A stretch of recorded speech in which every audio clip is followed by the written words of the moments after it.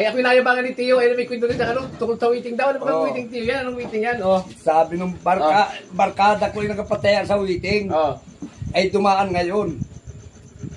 Ay tinanong ng barkada, pare anong tumama? Pare ganong numero, anong sayang pare? Daplis ay? Daplis? Ay hindi naman nataya, daan na naman siya kinabukasan. Pare anong tumama?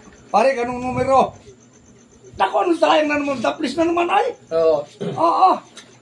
Ay di kinabukasan. Inaiyamot na yung parihin ko. Tanong ng tanong, hindi naman nataya. Pagdaan ng parihin ko ay, tinanong ulit ng parihin. Pare anong tumama? Pusa! Pusa, oh. Sabi ko, sayang, daplis na naman ay. Bakit anong tayo mo? Musang? Kamukha rin ng pusa. Sige, may kwento rin ako. Sige. Ay, Tio, yung barkada ko, pag tumaya sa waiting, lagi panalo rin. Oo. Kada tayo panalo. Ay, madamot sa numero.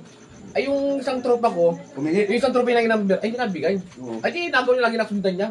Ay, hindi na-chimpuan pag ano, natay hindi na-chimpuan na ano, na pag tumay sa wedding, hindi na-chimpuan na ano, kailangan nakatayin agad, derby ay. Tali nakatupi na agad, tiklop agad. Tiklop agad, ay di makita kahit sino yun. Ay, di yung ano, yung Tio, pag uwi niya, sinundan. Ay, di yung natulog na.